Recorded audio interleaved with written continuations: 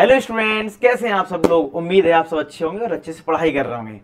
भाई complex number का one shot लेके आ गया आपके लिए, क्योंकि आपसे प्रॉमिस किया था कि आपको वन शॉट वीडियोस में प्रोवाइड करूंगा जिससे कि आप अपने रिवीजन कर पाएं। और इस वीडियो को देखने के बाद आप अपने PYQs जब लगाओगे तो आप उससे इजीली हो पा रहे होंगे। बाकी इसमें भी आपको PYQs देखने को मिलेंगे, लेकिन जब आप खुद से प्रैक्टिस करोगे तो भी आप कर पा रहे होगे। हर कॉन्सेप्ट में इसमें कवर करने वाला हूँ, ठीक है। तो समझते हैं भाई, सबसे पहले स्टार्टिंग कहाँ से हुई कॉम्प्लेक्स नंबर की, जरा समझते हैं।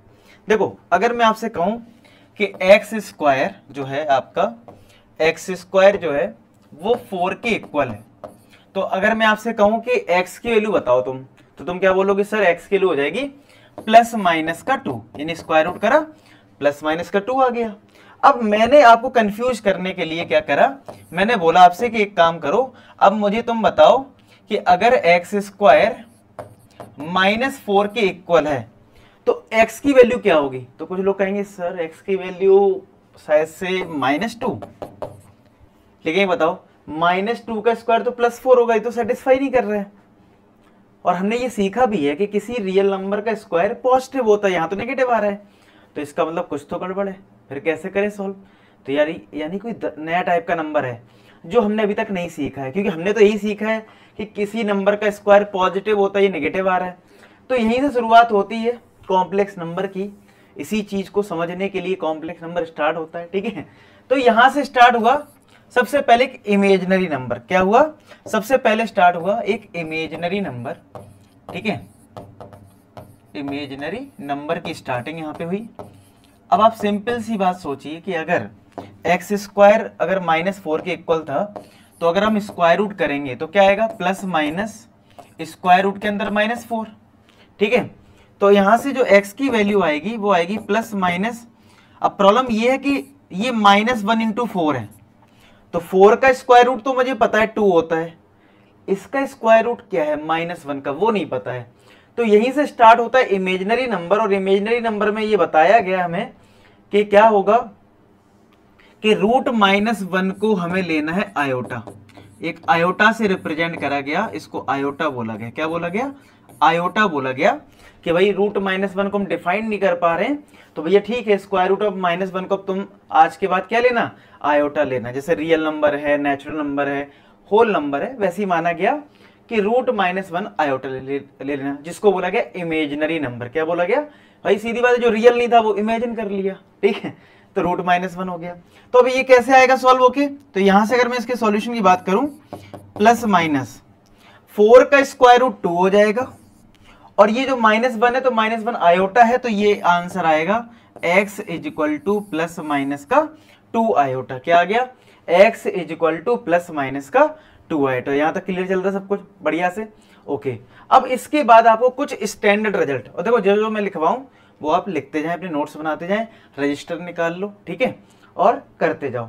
तो अब मैं आपको कुछ स्टैंडर्ड रिजल्ट लिखवा देता हूँ। स्टैंडर्ड रिजल्ट में क्या आएगा कि हमें ये तो पता है कि आयोटा जो है वो √-1 है, ठीक है जी।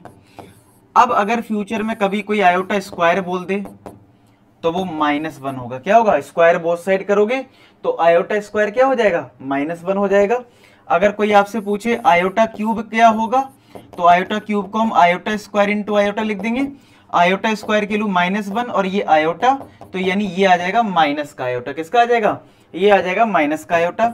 और अगर मैं ऐसी i की पावर 4 की बात करूं तो i की पावर 4 होता है i² इंटू आई स्क्वायर।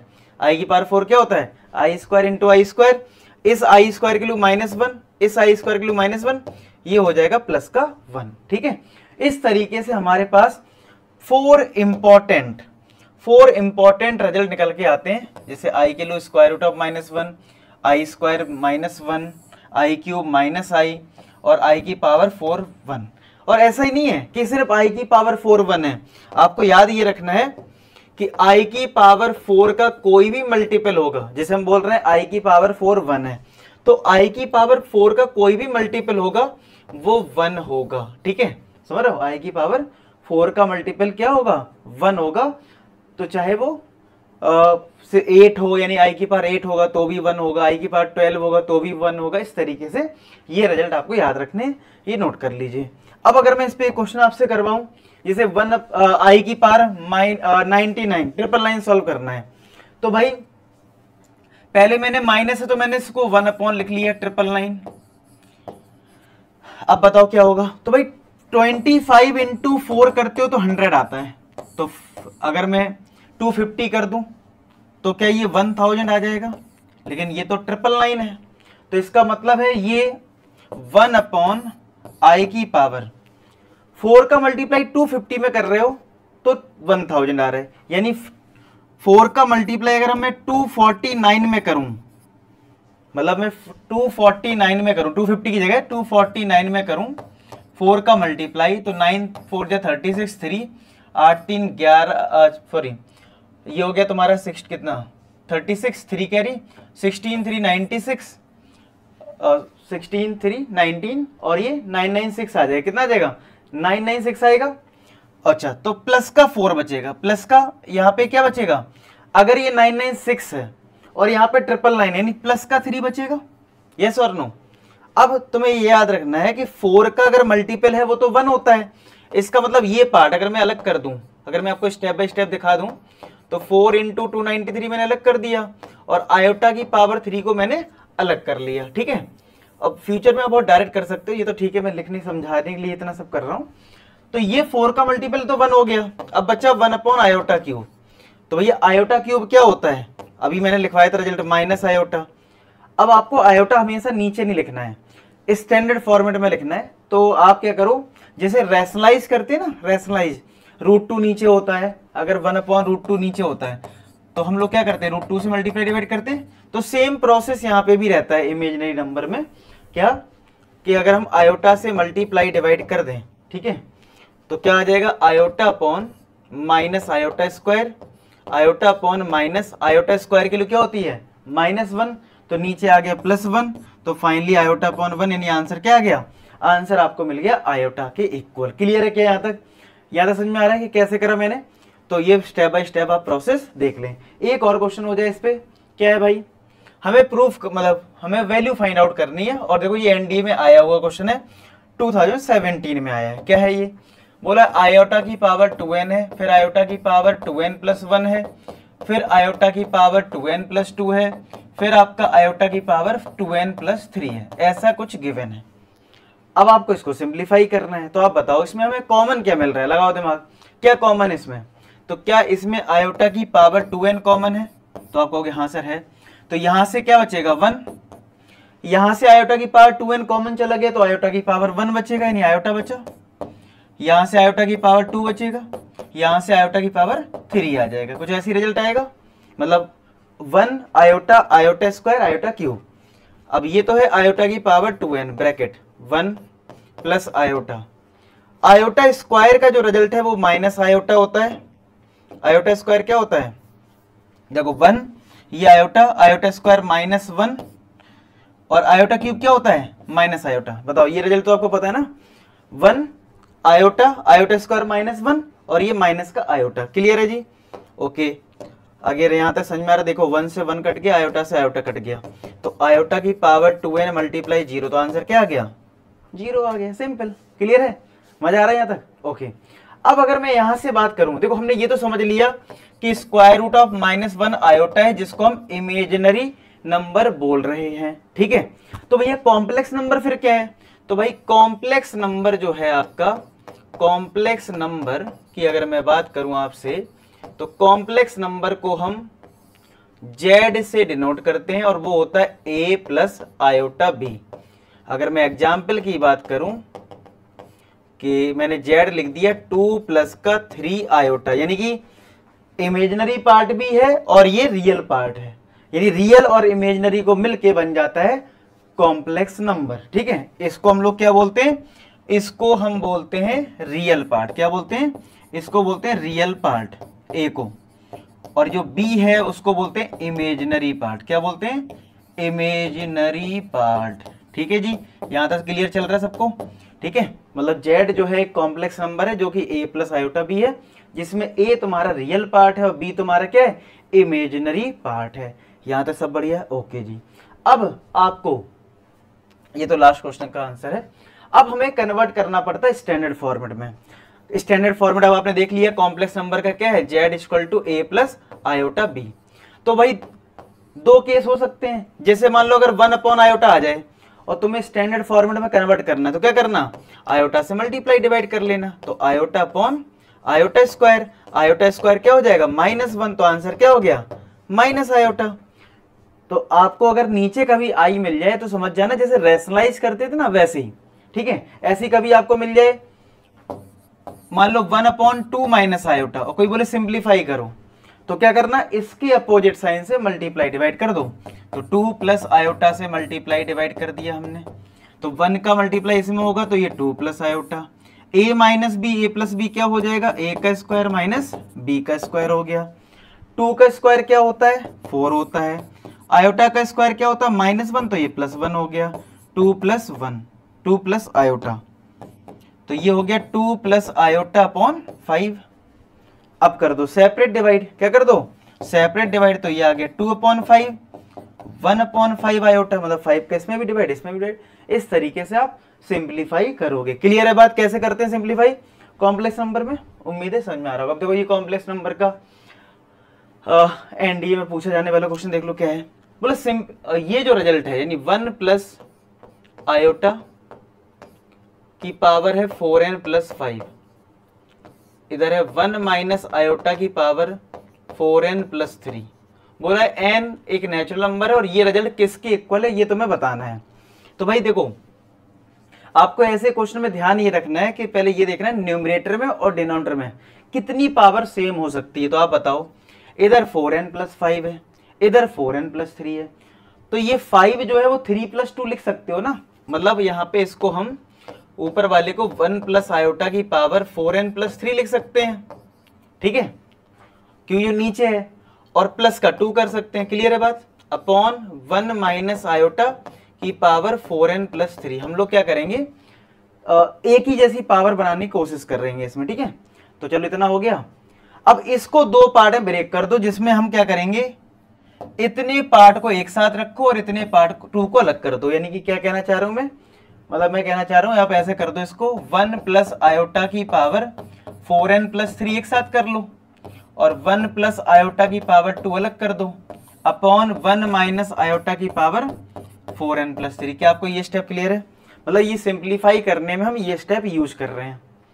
अब इन दोनों की पावर सेम है तो हम एक साथ भी लिख सकते हैं, आप कहोगे हाँ सर लिख तो सकते हैं, तो क्या आएगा इससे देखो 1 plus iota upon 1 minus iota की पावर 4n प्लस 3, ठीक है, और ऊपर क्या बचा है 1 प्लस आयोटा का होल स्क्वायर, ये तो बचा है। क्लियर है यहां तक। अब देखो ये जो है फ्रैक्शन में लिखा है, मतलब न्यूमरेटर भी है डिनोमिनेटर भी है, और अभी भी सिखाया कि आप जैसे रैशनलाइज करते ना वैसे यहाँ पे भी रैशनलाइज करोगे, यानी इसको सिंप्लीफाई अगर मुझे करना है तो इसके अपोजिट साइन से मुझे मल्टीप्लाई डिवाइड कर देना है। तो क्या आ जाएगा देखो 1 plus iota upon 1 minus iota है ना, तो मैंने इसके अपोजिट साइन से मल्टीप्लाई और डिवाइड कर लिया, पावर तो ये 4n प्लस 3 है, ठीक है। अब यहाँ पे a प्लस बी का होल स्क्वायर लगा लो, a square plus b square plus का 2ab, ठीक है। अब देखो यहाँ पे क्या हो जाएगा a प्लस बी का देखो ये होल स्क्वायर बन जाएगा, यानी 1 प्लस आयोटा का होल स्क्वायर बन रहा है, नीचे क्या बन रहा है a minus b, a plus b, a का स्क्वायर माइनस b का स्क्वायर, पावर है 4n प्लस 3, 1 का स्क्वायर 1, आयोटा स्क्वायर -1 होता है प्लस का 2 आयोटा, ठीक है, कुछ ऐसी तो आएगा। देखो जरा, उम्मीद आपको समझ में आ रहा हो।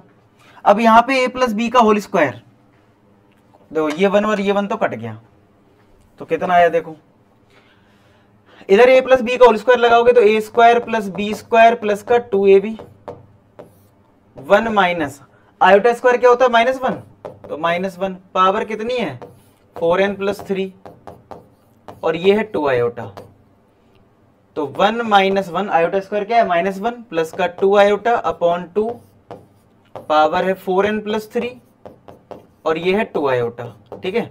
1 से 1 कट गया, 2 से ये 2 कट गया, तो क्या ये आयोटा की पावर 4n प्लस 3 आएगा और मल्टीप्लाई में 2 आयोटा, जरा चेक करें। अब आपने क्या सीखा है कि आयोटा की पावर 4 का अगर मल्टीपल है तो वो 1 हो जाता है, तो ये तो पार्ट 1 हो जाएगा, तो क्या बचेगा यहां से जो रिमाइंडर हुआ करे वो बचता है, जो 4 का मल्टीपल है वो 1 हो गया, तो आयोटा क्यूब बचेगा, क्या बचेगा, आयोटा का क्यूब मल्टीप्लाई कितना 2i, तो भैया 2 आयोटा क्यूब और आयोटा मल्टीप्लाई होकर आयोटा की पावर 4 बनेगा, और आयोटा की पावर 4 1 होता तो आंसर क्या आ जाएगा, आंसर आ जाएगा 2। क्लियर है। तो इस तरीके से आपको सिंप्लीफाई करना सीखना है क्वेश्चंस में। उम्मीद है आपको समझ में आ गया होगा। इसका आंसर क्या आ गया 2। ठीक है, तो यहां से क्या सीखा आपने कि किसी कॉम्प्लेक्स नंबर को अगर मुझे सिंप्लीफाई करना है तो उसके अपोजिट साइन से मुझे मल्टीप्लाई डिवाइड कर देना है। ठीक है, अब देखो यहाँ पे क्या लिखा है, find the real value of theta for which the complex number this is purely real.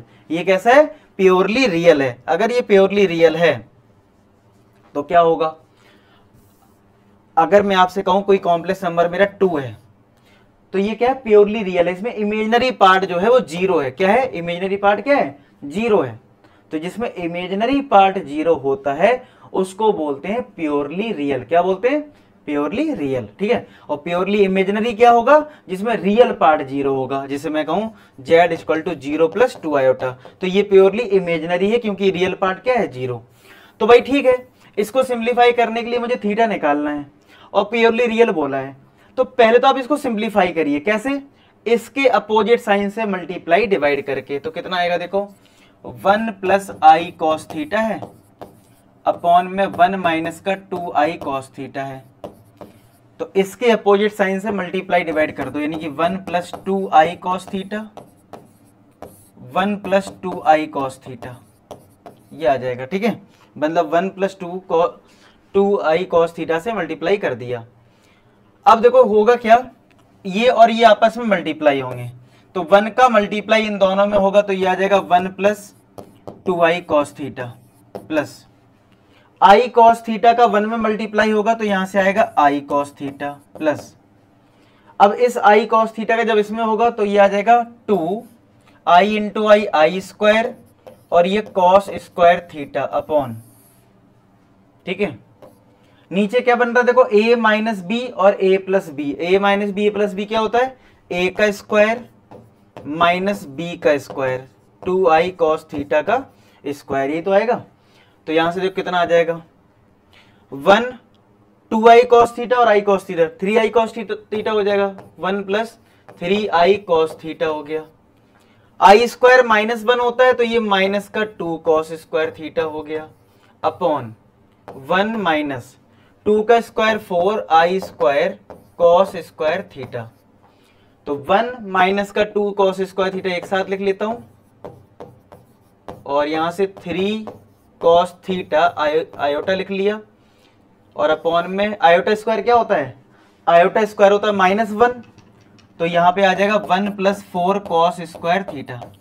अब आप कर दो सेपरेट डिवाइड, तो जब इसमें डिवाइड करोगे तो 1 माइनस का 2 cos square theta upon 1 plus 4 cos square theta आ जाएगा। इसमें डिवाइड जब कर लोगे 3 cos theta upon 1 plus 4 cos square theta iota आ जाएगा, ऐसी तो आएगा। अब आपसे बोला गया था इस क्वेश्चन में प्योरली रियल है। प्योरली रियल का मतलब है जो इमेजिनरी पार्ट है, यानी जो इसका इमेजिनरी पार्ट है ये किसके इक्वल कर दो, 0 के इक्वल कर दो तो आपको थीटा मिल जाएगा। तो हमने यहाँ पे 3 cos theta upon 1 plus 4 cos square theta को किसके इक्वल कर दिया, 0 के। तो इसको क्रॉस मल्टीप्लाई कर दो तो 0 हो जाएगा, तो यानी 3 कॉस थीटा किसके इक्वल हो गया, 0 के। तो कॉस थीटा किसके इक्वल आ गया, 0 के। तो कॉस की वैल्यू 0 कहाँ होती है, कॉस की वैल्यू 0 होती है किस पे, 90 डिग्री पे, तो थीटा आ जाएगा π/2। अब हो सकता है आपका जो ऑब्जेक्टिव क्वेश्चन आए उसमें π/2 ना दे रखा हो सकता है इसका जनरल सॉल्यूशन दिया जाए। तो ट्रिग्नोमेट्री में हम जनरल सॉल्यूशन जब पढ़ते हैं तो वहां पे देखते हैं कि कॉस थीटा अगर 0 है तो थीटा की जो वैल्यू होती है वो होती है 2n + 1 इंटू π/2। तो ये भी एक ऑप्शन देखने को आपको मिल सकता है, देख लेना पेपर में ऑप्शन π/2 है या फिर 2n + 1 π/2 है। ये जनरल सॉल्यूशन है, ये हमने एक सॉल्यूशन बताया है। ठीक है, तो ये बेसिक एक डिफरेंस है। उम्मीद है आपको ये क्वेश्चन अच्छे से समझ में आ गया हो। ठीक है, अब देखो नेक्स्ट क्वेश्चन देखते हैं क्या है। अब हमें निकालना है कॉम्प्लेक्स नंबर का स्क्वायर रूट, यानी कि मान लो कोई कॉम्प्लेक्स नंबर है 2 + 3 आयोटा, इसका मुझे निकालना है क्या, स्क्वायर रूट। तो पहले तो मैं आपको एक प्रॉपर मेथड बता रहा हूँ, लेकिन पेपर में इतना टाइम नहीं होता है, तो समझ लो कैसे करा, कहीं भूल जाओ कोई फॉर्मूला। फिर मैं आपको एक शॉर्टकट बता दूंगा, एक फॉर्मूला बता दूंगा जिससे आप डायरेक्ट आंसर निकाल पाओगे। तो स्क्वायर रूट कैसे निकालना है, अगर मुझे आ जाए पेपर में निकालने को find the square root of this complex number, तो जैसे आप बताओ जब आप स्क्वायर रूट 4 करते हो तो कितना आंसर बोलते हो 2। एक रियल नंबर का स्क्वायर रूट क्या बोल रहे हो, एक रियल नंबर 4 का स्क्वायर रूट आपने क्या बोला 2 बोला। तो ऐसे ही अगर मुझे इसका स्क्वायर रूट निकालना है, स्क्वायर रूट निकालना किसका, माइनस का 15 माइनस का 8 आयोटा, ठीक है। अच्छा इसका जो शॉर्टकट बताऊंगा वो थोड़ा बाद में बताऊंगा, रीजन इसका ये है कि अभी आपको शॉर्टकट बताऊंगा तो उसमें एक फॉर्मूला यूज होगा, वो अभी मतलब वो चीज़ आपने पढ़ी नहीं है, तो अभी थोड़ा आगे हम पढ़ लेंगे फिर बताऊंगा इसका शॉर्टकट। मतलब पहले भी एक जनरल मेथड सीख लेते हैं, ठीक है, फिर उसके बाद मैं शॉर्टकट बता दूंगा। तो देखो यहाँ पे क्या है, स्क्वायर रूट निकालना था -15 माइनस 8 आयोटा का। तो जैसे मैंने अब तक को बताया कि रियल नंबर का जैसे आप स्क्वायर रूट कर रहे हो 4 का, तो स्क्वायर रूट कितना आया 2 आया, ठीक है, 4 का स्क्वायर रूट क्या है 2। तो वैसे ही आप इसका स्क्वायर रूट जो होगा वो एक कॉम्प्लेक्स नंबर होगा, तो हमने मान लिया कि वो x प्लस आयोटा वाई है, कितना है x प्लस आयोटा वाई है। अब आपका टारगेट ये होना चाहिए कि अगर आपको इसका स्क्वायर रूट निकालना है तो आपका टारगेट ये होना चाहिए कि x और y की वैल्यू निकाल लो। क्या, अगर आपको square root of -15 minus 8 iota निकालना है तो आपको टारगेट करना पड़ेगा क्या, कि आप x और y की वैल्यू निकाल लो। वो कैसे आएगा, कंपेयर करके, स्क्वायर बोथ साइड कर दो और कंपेयर कर दो। क्या, on squaring both side, on squaring both side, तो स्क्वायरिंग बोथ साइड हमने कर दी तो ये रूट हट जाएगा, तो यहां से आएगा माइनस का 15 माइनस का 8 आयोटा, यहाँ पे होल स्क्वायर आ जाएगा, यानी x minus plus iota y का होल स्क्वायर आ जाएगा। अब आप यहाँ पे a प्लस बी का होल स्क्वायर लगा दें, यानी कि a square plus b square plus का 2a इंटू बी, तो ये हो गया एक्स स्क्वायर। यहाँ पे जो आयोटा स्क्वायर होगा तो माइनस हो जाएगा, क्योंकि आयोटा स्क्वायर क्या होता है -1, और ये 2xy पहले लिख लो और आयोटा। अब आप कर लो कंपेयर, अब आप क्या करो, अब आप कर लीजिए कंपेयर। कैसे कंपेयर, यहाँ पे रियल पार्ट कितना है -15, यहाँ पे रियल पार्ट क्या है x square minus y square, इनको आपस में कर दो इक्वल, यानी कि हमने क्या करा, x square minus y square को किसके इक्वल कर दिया, -15 के, ये रिजल्ट आ गया, ठीक है। और यहाँ पे जो आयोटा के साथ है कितना है 2xy है, इसको किसके इक्वल कर दिया -8 के, ठीक है। मतलब रियल पार्ट को रियल पार्ट के इक्वल कर दिया, इमेजिनरी पार्ट को इमेजिनरी पार्ट के। तो x square minus y square क्या है -15 और 2xy क्या है -8, तो हमने ये कर लिया, कंपेयर कर लिया। तो नो डाउट इस मेथड जो है लेंदी है, लेकिन मैंने कहा इसकी ट्रिक भी मैं बताऊंगा, डोंट वरी, ठीक है। पहले देख लेते हैं कैसे निकलता है। तो यहां से जो y किलो आएगी वो कितनी आएगी, 2 टाइम्स कट जाएगा, ये -4 आएगा, माइनस का 4/x आ जाएगी y किलो ना, तो y किलो आ गई माइनस का 4/x। अब y की वैल्यू -4/x यहाँ रख दो, तो एक्स स्क्वायर माइनस का 4/x का whole square equal to minus का 15, ये आएगा। तो यहां से क्या हो जाएगा, एक्स स्क्वायर माइनस का स्क्वायर प्लस हो जाएगा 16/x square equal to -15, x square LCM ले लो, तो ये x की power 4 minus 16 equal to minus का 15, ऐसे ही आएगा।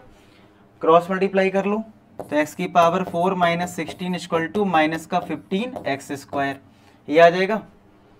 x की पावर 4 माइनस का 16 equal to minus 15 x square, इसको इधर एलएचएस में लिख लो, तो x की पावर 4 प्लस 15 एक्स स्क्वायर, ये इधर हो गया माइनस का 16 इक्वल टू 0। अब कर दो मिडिल टर्म स्प्लिट, कि 16 इंटू 1 16 होता है और 16 माइनस 1 क्या होता है 15 होता है, ठीक है। तो कर दो भाई स्क्वायर रूट इसका, तो कितना रिजल्ट आ जाएगा देखो, तो यहाँ से आ जाएगा x की पावर 4 प्लस, इसको ब्रेक कर दिया 16 x square minus x square में, -16 इक्वल टू 0। इसमें और इसमें एक्स स्क्वायर मिलेगा कॉमन, तो यहाँ से आएगा एक्स स्क्वायर प्लस का 16, इन दोनों में -1 कॉमन मिलेगा, तो एक्स स्क्वायर प्लस 16 यहाँ भी आ गया इक्वल टू 0, ठीक है जी। तो एक्स स्क्वायर प्लस 16 और एक्स स्क्वायर प्लस 16 एक ब्रैकेट में, और एक्स स्क्वायर -1 एक ब्रैकेट में, इक्वल टू 0, ठीक है। अब एक बार हम इसको 0 कर देंगे और एक बार हम इसको 0 कर देंगे, तो एक्स स्क्वायर प्लस 16 को 0 करा और एक बार एक्स स्क्वायर माइनस 1 को 0 करा, तो यहां से आएगा x square equal to minus 16 और यहां से आएगा एक्स स्क्वायर 1। अब देखो, जब आप कॉम्प्लेक्स नंबर लिखते हो, नो डाउट यहाँ पे आयोटा होता है, आयोटा रूट माइनस 1 होता है, लेकिन एक्स और वाई की जो वैल्यू होती है वो रियल होती है। क्या होती है? रियल। और यहाँ पे रियल का स्क्वायर कभी नेगेटिव नहीं हो सकता, यानी ये इमेजिनरी नंबर आएगा। कैसा आएगा? इसलिए ये रिजेक्ट हो जाएगा। क्या हो जाएगा? मतलब एक्स स्क्वायर की वैल्यू माइनस 16 नहीं हो सकती है, रियल नंबर का स्क्वायर नेगेटिव नहीं हो सकता, और ये रियल है एक्स वाई रियल है, इस बात को ध्यान रखें। तो यानी स्क्वायर रूट करोगे तो एक्स के लिए क्या आएगी? प्लस माइनस 1 आ जाएगी। क्या आएगी? एक्स की वैल्यू आ गई प्लस माइनस का 1। अब एक्स अगर प्लस 1 है तो अगर मैं एक्स को 1 रखूंगा वाई मेरा माइनस 4 आएगा, और अगर मैंने एक्स को माइनस 1 रखा तो माइनस माइनस प्लस होके ये 4 आ जाएगा। क्लियर है बात? तो इस केस में तो मेरा कॉम्प्लेक्स नंबर क्या आ गया? 1, और y माइनस 4 है तो माइनस का 4 आयोटा, और इस केस में क्या आएगा? माइनस 1 प्लस का 4 आयोटा। ऐसी तो आएगा। तो यहां पे अगर इस वाले में माइनस कॉमन ले लूं तो ये 1 माइनस 4 आयोटा हो गया, और ये देखो 1 माइनस 4 आयोटा है, यहां बाहर कुछ नहीं तो प्लस है। क्योंकि मैं इसलिए बता रहा हूं ऐसा कॉमन लेके, क्योंकि जब आप आंसर देखोगे वो प्लस माइनस के फॉर्मेट में होता है, तो इसका फाइनल आंसर क्या हो जाएगा? प्लस माइनस, ये पॉजिटिव केस, ये नेगेटिव केस, और 1 माइनस का 4 आयोटा इसका आंसर है। नो डाउट ये थोड़ा लेंथी प्रोसेस है, तो अब मैं आपको इसका शॉर्टकट बाद में बता दूंगा कि इसका आंसर 1 माइनस 4 आयोटा, और कितनी जल्दी आप निकाल, बहुत जल्दी निकल सकता है इसका आंसर। ठीक है, तो बने रहें वीडियो में, आपको मजा आएगा। आगे देखते हैं क्या है हमारा नेक्स्ट टॉपिक। नेक्स्ट टॉपिक हमें सीखना है क्यूब रूट यूनिटी। क्या सीखना है? क्यूब रूट यूनिटी सीखना है। तो भाई क्यूब रूट यूनिटी की यार मैं बात करूं, जैसे आप क्वाड्रेटिक में मिडिल टर्म स्प्लिट करते हो ना, क्वाड्रेटिक होता है ना, तो क्वाड्रेटिक में कर देते हो मिडिल टर्म स्प्लिट। तो अगर मैं आपको बोल दूं एक क्यूबिक इक्वेशन है एक्स क्यूब इक्वल टू 1, इसके रूट्स निकालो। अगर एक्स क्यूब इक्वल टू 1 जो है इसके रूट्स निकालो, तो इसके जो रूट आते हैं उसी को बोलते हैं क्यूब रूट। आपने पढ़ा होगा 10th क्लास। रूट का मतलब क्या होता है? एक्स की वो वैल्यू जो सेटिस्फाई करे। तो क्यूब रूट यूनिटी, ठीक है, यूनिटी से मतलब समझ ही रहे हो, राइट हैंड साइड में क्या है? 1 है, तो यहां से जो एक्स के रूट आएंगे उसी को हम क्यूब रूट यूनिटी बोलते हैं। तो अब रूट कैसे आएंगे? तो 1 को करो एलएचएस में इक्वल टू 0, और 1 को मैं लिख सकता हूं 1 क्यूब, और अब लगा दो आप ए क्यूब माइनस बी क्यूब की आइडेंटिटी लगा दो। क्या लगा दो? ए क्यूब माइनस बी क्यूब की आइडेंटिटी क्या होती है? ए माइनस बी। ठीक है, ए क्यूब माइनस बी क्यूब की आइडेंटिटी लगा दो। ए क्यूब माइनस बी क्यूब क्या होता है? ए माइनस बी एक ब्रैकेट में ए स्क्वायर प्लस बी स्क्वायर होता है, प्लस का ए बी होता है। ठीक है, क्या हो गया? ए क्यूब माइनस बी क्यूब की आइडेंटिटी क्या हो गई? ए माइनस बी, दूसरे ब्रैकेट में ए स्क्वायर प्लस का ए बी और प्लस का बी स्क्वायर यानी 1 इक्वल टू 0। अब एक बार हमने अगर x माइनस 1 को 0 करा तो x की वैल्यू क्या आ जाएगी? 1 आ जाएगी, और एक बार हमने इसको 0 करा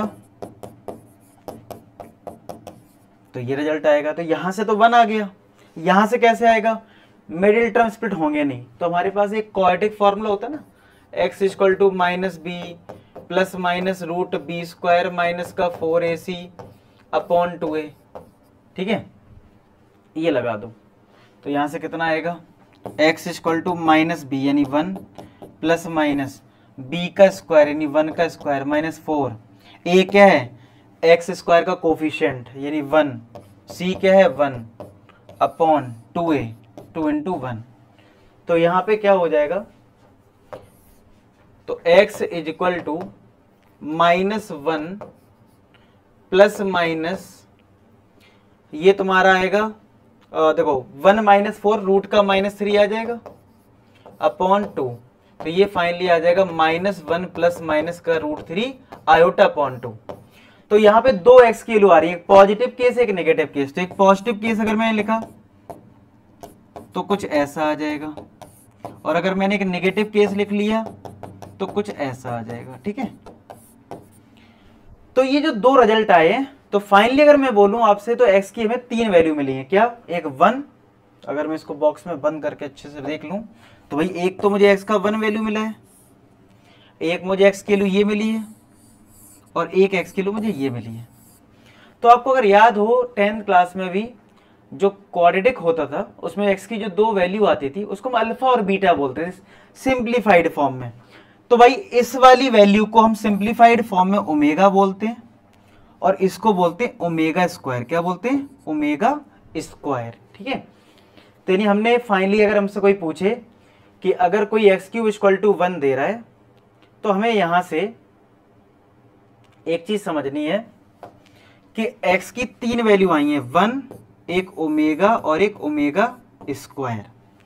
ओमेगा ये है और ओमेगा स्क्वायर ये, यानी ओमेगा में क्या है -1 प्लस √3 आयोटा अपॉन 2 और ओमेगा स्क्वायर में क्या है -1 माइनस का √3 आयोटा अपॉन 2। क्या बताया मैंने? ओमेगा में है -1 प्लस √3 आयोटा अपॉन 2 और ओमेगा स्क्वायर में क्या है -1 माइनस का √3 आयोटा अपॉन 2। ठीक है, तो ये ओमेगा हो गया और ये क्या हो गया ओमेगा स्क्वायर हो गया जी। क्लियर हो गई बात यहां तक? ओके। अब मैंने बोला कि अगर एक्स क्यूब इक्वल टू 1 है तो यहाँ पे 3 जीरोस आ रहे हैं, ये 3 रूट आ रहे हैं, 1 ओमेगा ओमेगा स्क्वायर।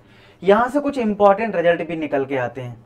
जैसे आपने सीखा था 10th में कि अगर कोई पर्टिकुलर रूट होता है क्वाड्रेटिक इक्वेशन का तो उसको सेटिस्फाई करता है। तो अगर इस क्यूबिक का ओमेगा अगर एक रूट है तो सेटिस्फाई करेगा ओमेगा। तो यहां से एक स्टैंडर्ड रिजल्ट निकल के आ गया ओमेगा क्यूब इक्वल टू 1। ठीक है, और इसी को सिंप्लीफाई करते करते एक फैक्टर हमारा था x square plus x plus 1 और उसी का रूट ओमेगा आया था, तो ओमेगा इसको भी सेटिस्फाई करेगा। तो omega square plus omega plus 1 equal to 0, या फिर मैं बोलूं 1 plus omega square equal to 0। ये रिजल्ट आपको याद रखना है। 1 प्लस ओमेगा स्क्वायर किसके इक्वल होता है? 0 के इक्वल होता है। या फिर आप ऐसा भी कर सकते हो 1 और ये वैल्यू ओमेगा और इस ओमेगा स्क्वायर को ऐड करके देख लो तो भी तुम्हें 0 मिल जाएगा। ठीक है, इधर से भी समझ सकते हो। और जैसे i की पावर 4 का मल्टीपल 1 होता था वैसे ही ओमेगा की पावर 3 का जो मल्टीपल होता है 1 होता है। अब आप कहोगे सर इतना कॉम्प्लेक्स चीज सिखाई क्यों जा रही है? बहुत इंपॉर्टेंट है। अगर आपसे कोई ये बोल दे कि भाई तुम ये बताओ -1 √3 आयोटा की अपॉन 2 की पावर 1001 बताओ। ठीक है, कि कितना है, या फिर 100 बताओ कितना है। तो भाई तुमसे अगर तुम्हें ये सब ना पता हो तो तुम कैसे सोचोगे अच्छा यार इसकी पावर 100 पावर 2 करना पड़ेगा पावर 4, तो क्या तुम कर पाओगे 3 घंटे में? नहीं हो पाएगा। ठीक है, लेकिन तुम्हें अगर ये पता है कि ये जो रिजल्ट है वो किसके इक्वल ओमेगा की, तो तुम इसको सीधा फौरन लिख दोगे ओमेगा की पावर 100। और तुम्हें पता है ओमेगा की पावर 3 का मल्टीपल 1 होता है, तो यानी ओमेगा की पावर 3 इंटू 33 99 हो गया प्लस का 1, तो 3 का जो मल्टीपल होगा ये तो 1 हो जाएगा, यानी ये पार्ट तो 1 हो गया। तो ओमेगा की पावर जो रिमाइंडर है वो बचेगा, यानी ओमेगा बचा, ओमेगा की पावर 1। जो मल्टीपल होता है उसको हटा दिया करो। अब ओमेगा की पावर 1 है मतलब ओमेगा, और ओमेगा क्या है? ये है। तो इसका फाइनल आंसर क्या हो गया -1 प्लस √3 आयोटा अपॉन 2। क्या तुम समझ में आया? कितना आसान है। वीडियो जैसा भी लग रहा है आपको एक बार कमेंट सेक्शन फीडबैक, अभी रोको वीडियो, अभी आगे नहीं बढ़ोगे, वीडियो रोको, मजा आया कि नहीं आया कमेंट सेक्शन में इसका फीडबैक बताओ। ठीक है, मुझे मोटिवेशन मिले यार। रात में शायद से भी कितना बज रहा है, मैं टाइम देखता हूँ 2 बज गया, इस टाइम मैं रिकॉर्ड कर रहा हूँ आपके लिए वीडियो। ठीक है, तो भाई तुम्हारे कमेंट से मुझे तो पता लगे तुम्हें बेनिफिट हो रहा है कि नहीं। ठीक है, क्लियर हुआ यहाँ तक? समझ में आ गया कितना आसान हो गया? पावर 100 को तुमने सेकंड्स में सॉल्व कर लिया। किसकी वजह से? क्यूब रूट यूनिटी की वजह से। तो ये रिजल्ट आप याद रखें, ओमेगा है ये ओमेगा स्क्वायर है। ठीक है, क्वेश्चंस डायरेक्ट आ जाते हैं, कभी कभी फंसा के आते हैं तो उसको कन्वर्ट करना पड़ता है बस। ठीक है, उसको कन्वर्ट करना पड़ता है। जैसे देखो ये आ गया क्वेश्चन, देखो इस पे लिखा है 1 ओमेगा और omega square are the cube root unity, और ये फाइंड आउट करो। ठीक है, क्या फाइंड आउट करना है? 1 plus omega 1 plus omega square 1 plus omega की पावर 4 और 1 प्लस ओमेगा की पावर 5, ये तुम्हें फाइंड आउट करना है। ठीक है, तो हमारे पास क्या क्या रिजल्ट है, जरा उनको थोड़ा रिकॉल कर लेते हैं। दो रिजल्ट काम के, ओमेगा क्यूब 1 है और 1 प्लस ओमेगा स्क्वायर 0 है। अब इनसे देखते हैं कैसे ये सॉल्व होगा। तो एनडीए का ये क्वेश्चन है, ठीक है।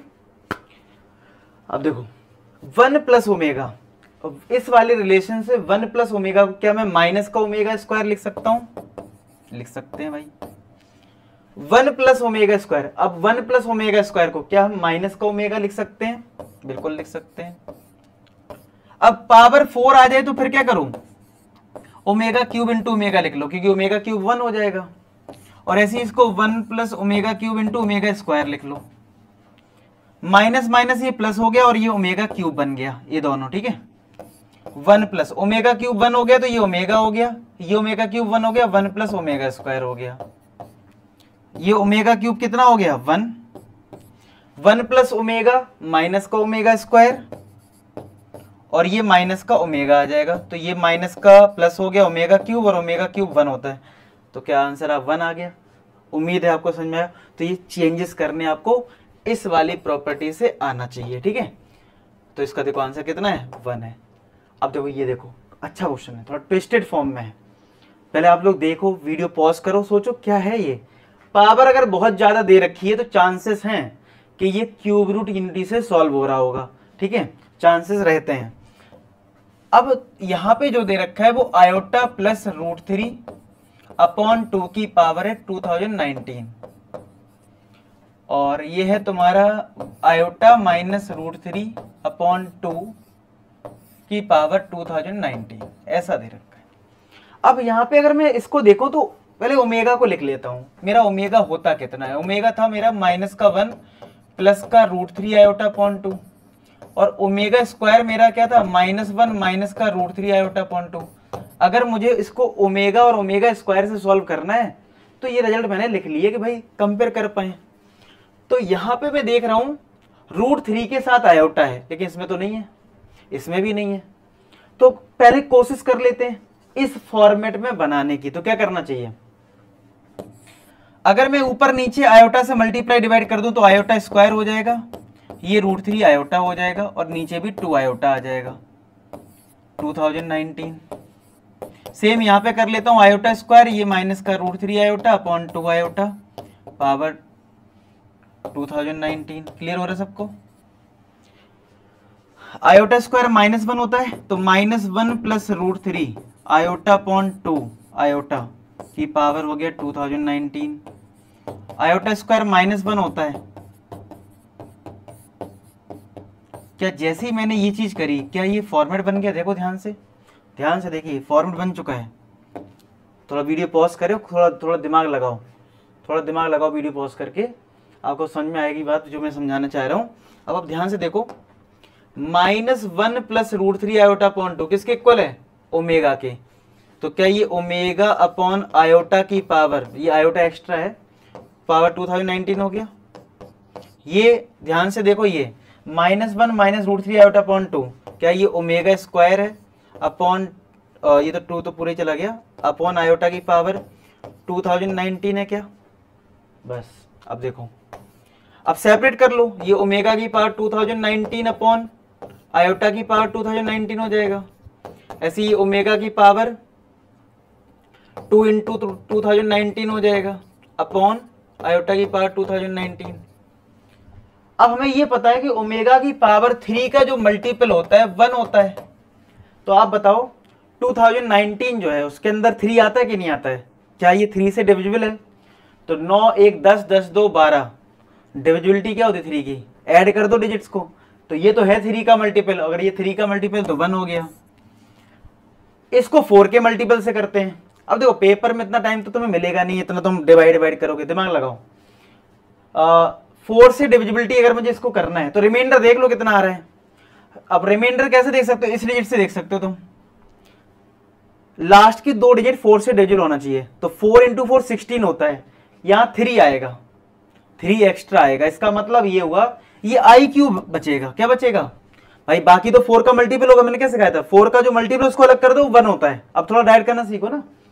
देखो ये भी 3 का मल्टीपल है, 2 से कोई दिक्कत नहीं है, 3 का मल्टीपल तो फिर भी रहेगा। तो ये 1 हो गया और यहाँ पे ये आई क्यूब हो गया। ओके जी, तो आई क्यूब के लिए क्या करो, आई से मल्टीप्लाई डिवाइड कर लो, इसमें भी आई से मल्टीप्लाई डिवाइड कर लो। क्यों, ये आई की पावर 4 बन जाएगा, 3 और 1, और ये 1 होता है तो आई हो गया। ऐसे ये भी आई 1 बन जाएगा और ऊपर आई हो गया तो 2i आंसर आ जाएगा। आंसर साइड 2i आ रहा है, देखो आ गया। क्लियर हुआ कैसे करा मैंने? एक बार खुद से भी करके देखना, ठीक है। दोबारा से एक बार सारे स्टेप खुद से भी लेके देखो मैंने जो लिए हैं, और उम्मीद है आपको ये क्वेश्चन बहुत अच्छा लगा हो। आगे बढ़ते हैं। नेक्स्ट है एडिशन सब्सट्रैक्शन। मतलब भाई दो कॉम्प्लेक्स नंबर हैं, एक कॉम्प्लेक्स नंबर है 2 + 3 आयोटा और एक कॉम्प्लेक्स नंबर है 5 + 2 आयोटा, और मैंने कहा इनको ऐड कर दो। तो भैया Z1 + Z2 करना है, तो सिंपल है। ऐड क्या होता है, रियल पार्ट के साथ ऐड होता है, इमेजिनरी पार्ट के साथ ऐड होता है। तो भैया 5 + 2 7 हो गया, 3 + 2 5 आयोटा हो गया। अगर मुझे माइनस करना है इन दोनों को, तो 2 - 5 -3 हो गया, 3 - 2 1 हो गया, यानी -3 + आयोटा हो गया। क्लियर हुआ? तो एडिशन सब्सट्रैक्शन हो गया। अगर दो कॉम्प्लेक्स नंबर को मल्टीप्लाई करना हो, यानी Z1 × Z2 करना हो, तो मान लो एक कॉम्प्लेक्स नंबर 2 + 3 आयोटा है और एक 1 + 2 आयोटा है। तो नॉर्मली जैसे मल्टीप्लाई करते हैं कि 2 का मल्टीप्लाई इन दोनों में कर दो, 2 + 2 × 2 4 आयोटा, प्लस 3 आयोटा का 1 में करेंगे 3 iota, plus 3 × 2 6 iota square, 2 plus ये 7 आयोटा हो जाएगा।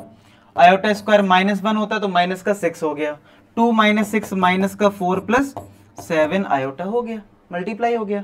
अगर ऐसी दो कॉम्प्लेक्स नंबर डिवाइड करने हो, Z1/Z2 है तो 2 + 3 आयोटा अपॉन 1 + 2 आयोटा है, ऐसे डिवाइड हो जाएगा। और इसको सिंप्लीफाई करने का हम ऑलरेडी पहले स्टार्टिंग में क्वेश्चंस कर चुके हैं, इसके अपोजिट साइन से मल्टीप्लाई डिवाइड कर देते हैं सिंप्लीफाई करने के लिए।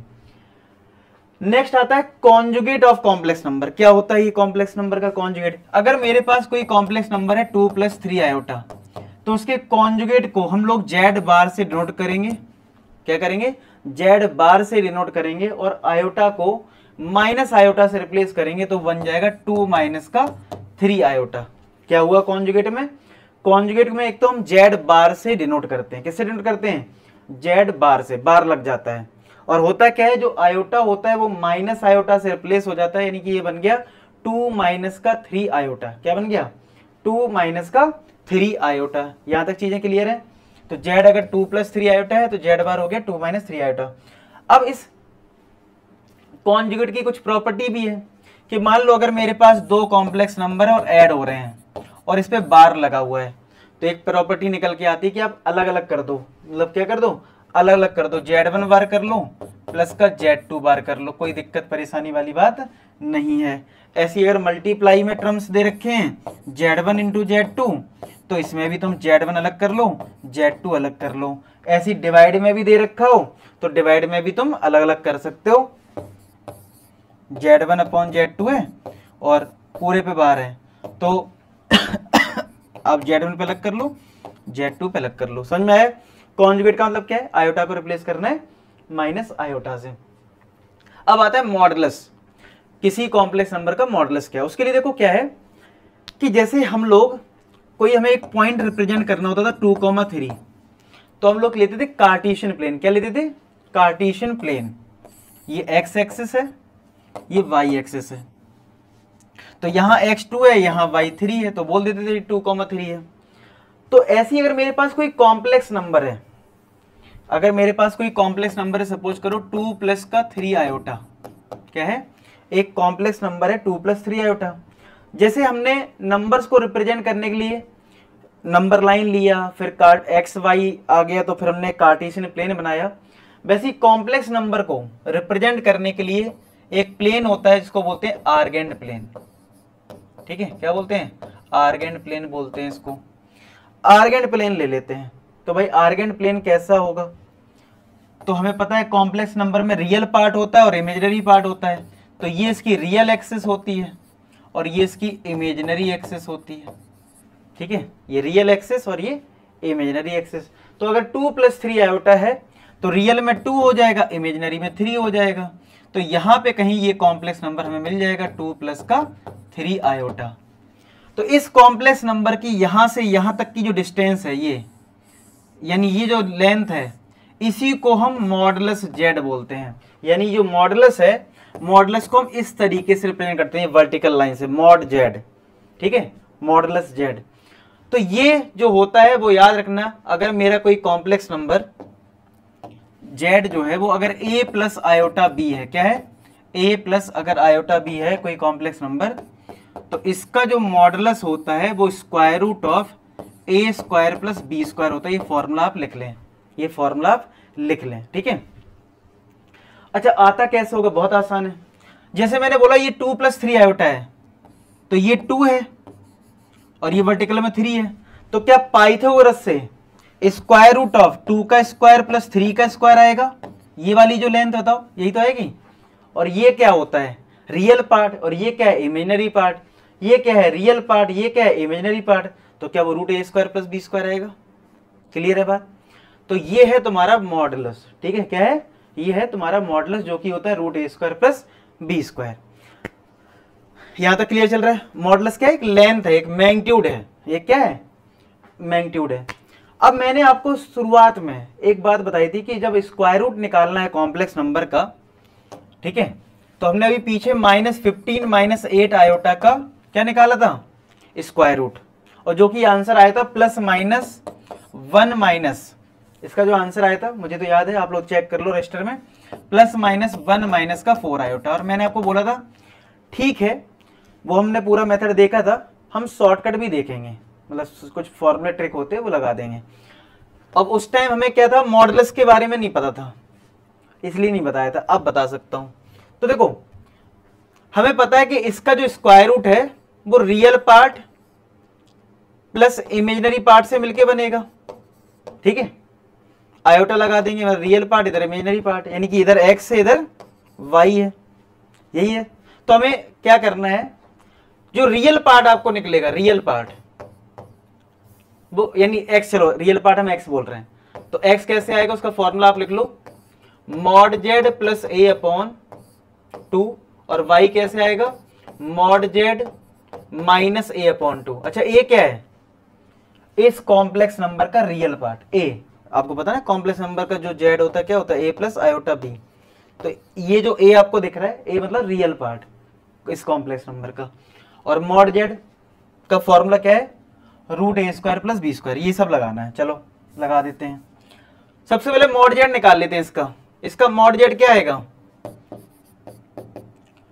माइनस का 15 स्क्वायर माइनस का 8 स्क्वायर, 225 प्लस 64, 289।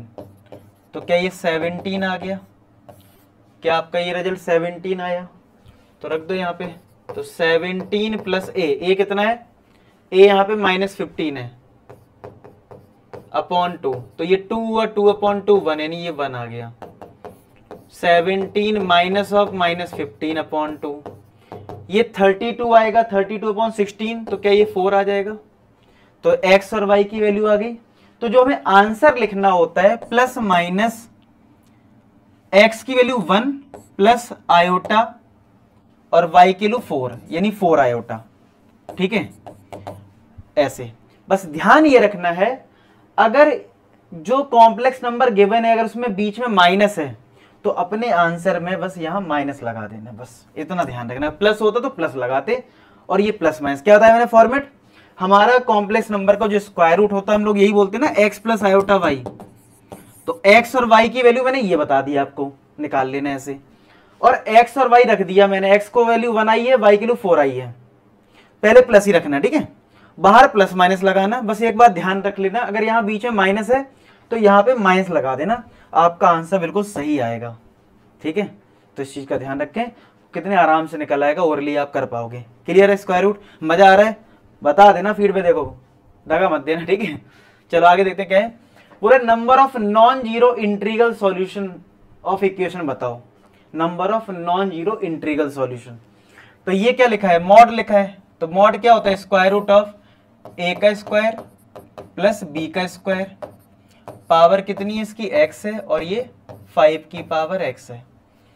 2 का स्क्वायर 4, 4 प्लस 1 रूट 5 हो गया, पावर x है, इधर 5 की पावर x है। रूट का मतलब क्या होता है, पावर 1/2, तो 5 की पावर x/2 हो गया और यहाँ पे 5 की पावर x हो गया। दोनों का बेस अगर सेम है पावर इक्वल कर दो, तो x/2 किसके इक्वल हो गया, x के इक्वल हो गया, 2 इधर भेज दो। अच्छा ऐसा मत करना कि x x काट दो, वेरिएबल को हम कैंसिल नहीं करेंगे ऐसे, ठीक है। तो क्या होगा फिर, इसको इधर भेज दो, 2x माइनस, ये क्या सिलेक्ट हो गया देखो, अरे ये तो मिट भी नहीं रहा, चलो कोई नहीं। 0 equal to 2x minus x, तो x के लिए कितनी आ गई 0। तो हमारा तो आंसर आया x इक्वल टू 0, यानी इंटीजर सॉल्यूशन आया लेकिन 0 आया। लेकिन क्वेश्चन में बोला था non zero integral solution, non zero, ये तो 0 ही आ गया। तो इसका मतलब number of non zero integral solution क्या होगा 0। तो इसका आंसर क्या हो जाएगा ए पार्ट 0। क्योंकि देखो अगर मान लो यहाँ पे 1 आता, x की 1 आती, तो यहाँ पे इंटीजर सॉल्यूशन कितना माना जाता है 1, नॉन जीरो इंटीजर सॉल्यूशन। लेकिन यहाँ पे बोला था नॉन जीरो और हमारा आंसर 0 ही आ गया, तो नॉन जीरो इंटीग्रल सॉल्यूशन तो 0 होगा ना, तो इसलिए आंसर क्या हुआ 0। ठीक है, अब इसके बाद हमारा टॉपिक आता है प्रॉपर्टीज ऑफ मॉडुलस। क्या क्या है भाई, देखो जेड अगर मेरे पास a प्लस आयोटा बी है, तो ये तो मैंने पता कर लिया, मॉड जेड मेरा क्या है root a square plus b square. लेकिन मेरे पास मान लो 2 कॉम्प्लेक्स नंबर है, ठीक है, क्या है 2 कॉम्प्लेक्स नंबर है, z1 अपॉन z2 है, और इसका मैग्नीट्यूड निकालना है, मॉडुलस निकालना है। तो क्या करना है, अलग अलग कर देना है, z1 का मैग्नीट्यूड कर देना है, मॉडुलस कर लेना है, z2 का मॉडुलस कर लेना है, अलग अलग हो जाता है। ठीक है, तो ये छोटी छोटी प्रॉपर्टी याद रखना, डिवाइड में कभी आ जाए तो अलग अलग कर देना। ठीक है, तो अगर 2 complex number z1 upon z2 divide में है, तो आपको अगर मॉडुलस निकालना है तो आप अलग अलग मॉडुलस कर देते हो। ये भी हमारे पास प्रॉपर्टी, इसको ध्यान रखना। ठीक है, इस पे बेस्ड क्वेश्चन में एक करवाता हूँ आपको। जैसे देखो यहाँ पे लिखा व्हाट इज द मॉडुलस, तो एक तरीका तो ये होता है कि एक कॉम्प्लेक्स नंबर अगर आपको दे रखा है तो आप इसको सिंप्लीफाई करें पहले, यानी आप इसके अपोजिट साइन से मल्टीप्लाई डिवाइड करें। लेकिन अगर आपको प्रॉपर्टी पता है कि भाई अगर मुझे मॉडुलस निकालना है cos theta plus i sine theta upon cos theta minus i sine theta का, तो मैंने अभी जो आपको प्रॉपर्टी बताई कि आप अलग अलग मॉडुलस ले लो, यानी ऊपर वाले पार्ट का अलग, नीचे वाले पार्ट का अलग। यानी ये हो गया cos theta plus i sine theta का मॉडुलस अपॉन यहाँ पे हो जाएगा cos theta minus i sine theta का मॉडुलस। क्लियर है बात। तो ये क्या बन जाएगा, ये बन जाएगा स्क्वायर रूट ऑफ, मॉडुलस क्या होता है रूट ए स्क्वायर प्लस बी स्क्वायर, यानी कॉस स्क्वायर थीटा प्लस का साइन स्क्वायर थीटा। सिमिलर यहाँ पे स्क्वायर रूट करोगे कॉस स्क्वायर थीटा, और माइनस साइन थीटा का स्क्वायर करोगे भी तो साइन स्क्वायर थीटा हो जाएगा। माइनस का स्क्वायर क्या होता है प्लस 1 होता है, तो sine square plus cos square 1 हो गया, रूट 1 1, और ये भी 1 हो गया, यानी आंसर क्या आ गया 1। सिंपल हो गया, याद समझ में आया कैसे करोगे। तो आप प्रॉपर्टीज का यूज कर लेना। अब आते हैं इसके बाद हम आर्गुमेंट ऑफ कॉम्प्लेक्स नंबर। क्या है ये आर्गुमेंट ऑफ कॉम्प्लेक्स नंबर, देखो जैसे मैंने आपको बताया था कि अगर मेरे पास ये एक रियल एक्सिस है और ये इमेजिनरी एक्सिस है, और मेरा मान लो कॉम्प्लेक्स नंबर यहाँ है, तो मैंने बोला था ये जो लाइन है ये तो है mod Z, modulus of Z, यानी मैग्नीट्यूड कितना है इसका, और इस लाइन का इस रियल एक्सिस साथ जो एंगल है थीटा, तो this theta is called argument. ये जो थीटा है ना यही आर्गुमेंट कहलाता है। ठीक है, क्लियर हो गया। अच्छा अब ऐसा भी तो है कि अगर ये थीटा है तो कोई क्या करे इस एंगल को कवर करते हुए 360 और फिर थीटा ले, तो आर्गुमेंट 2 पाई प्लस थीटा भी हो सकता है। ठीक है जी, मतलब क्या कि भाई एक तो हो गया कि रियल एक्सिस के साथ हमने एंगल लिया थीटा, मैंने इसी बार में ले लिया थीटा ये एंगल, तो लेकिन हमें पता है 2 पाई मतलब 360 के बाद रिपीट करता है एंगल, तो 2 पाई प्लस थीटा पे भी तो यही एंगल आएगा, तो आर्गुमेंट 2 पाई प्लस थीटा भी होता है। तो क्यों बता रहा हूं मैं ये चीज, क्योंकि मान लो कि कोई कॉम्प्लेक्स नंबर है जिसका आर्गुमेंट आया 30 डिग्री, ठीक है, थीटा आया मान लो 30 डिग्री, 30 डिग्री मतलब π/6, लेकिन π/6 कोई ऑप्शन में ही नहीं है मान लो, फिर क्या करोगे, तो उसमें 2 पाई ऐड करके देख लेना। क्या करना 2 पाई ऐड करके देख लेना, हो सकता है उसने 2 पाई प्लस कर दिया हो, ठीक है, क्योंकि आर्गुमेंट सिंपल क्या है, ये जो कॉम्प्लेक्स नंबर है, ये जो लाइन बन रहा है इसका एंगल है, ठीक है, आर्गुमेंट। तो हो सकता है वो एंगल π/6 ना दे के 2π ऐड करके दे रखा हो। तो एक चीज तो ये ध्यान रखनी ऑप्शन से। दूसरा, अब एक होता है प्रिंसिपल आर्गुमेंट। क्या होता है कि सीधी सी बात है यार, थीटा तो कोई एक बार राउंड लगाएगा 2π आ जाएगा, फिर कोई कहेगा नहीं हम तो 2 राउंड लगाएंगे तो 4π प्लस आ जाएगा। तो उसके लिए बनाएगा एक प्रिंसिपल आर्गुमेंट। क्या बनाया गया? प्रिंसिपल आर्गुमेंट, कि भाई ऐसा है, मेरा जो थीटा है, ठीक है, वो हमेशा -π से पाई के बीच में होना चाहिए। मतलब क्या, अगर पेपर में देखो सिंपल ध्यान रखना, इसमें कड़ी कंफ्यूजन होती है आंसर निकालने में। सुनो, पहले तो हम थीटा पे फोकस करेंगे, थीटा है कितना। अगर आंसर आ गया, मान लो फॉर एग्जांपल थीटा 30 डिग्री है। अच्छा, ये कैसे निकालते हैं वो भी अलग बात है, वो भी मैं सिखाऊंगा आपको। मान लो थीटा 30 डिग्री है तो π/6 आंसर हो गया, लेकिन आंसर π/6 नहीं तो आप 2π ऐड करके देख लेना। एक चीज तो ये समझने वाली बात है। दूसरा कि आपको अपना आंसर जो है, अगर पेपर में प्रिंसिपल आर्गुमेंट पूछा जाएगा तो थीटा की वैल्यू -π से पाई के बीच में ही लिखनी है। पाई पे इक्वल टू है, यानी पाई आंसर हो सकता है लेकिन इस पे इक्वल टू नहीं है।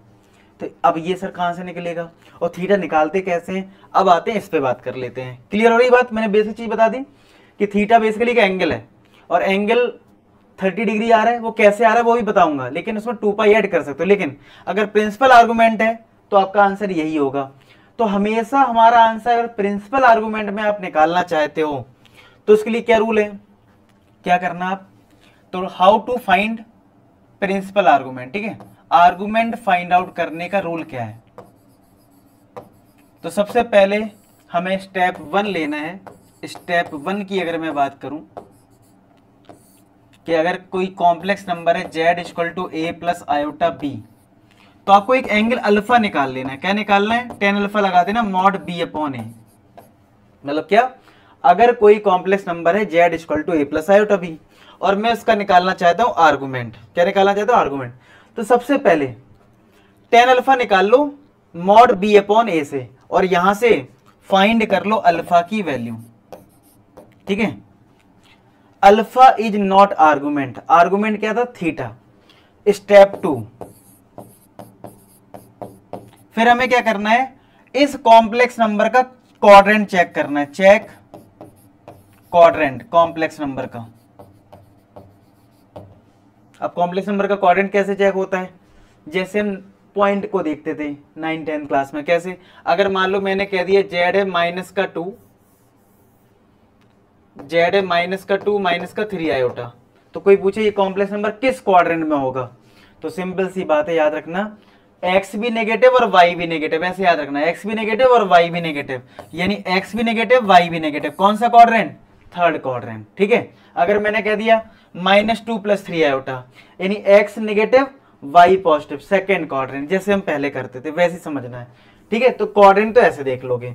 तो अब देखो मैंने क्या क्या बताया आपको, क्या क्या समझा दिया कि अगर कोई कॉम्प्लेक्स नंबर है z = a + i b, तो अगर आपको आर्गुमेंट निकालना है, यानी थीटा निकालना, तो सबसे पहले tan अल्फा से अल्फा निकाल लो। tan अल्फा क्या है? mod b/a।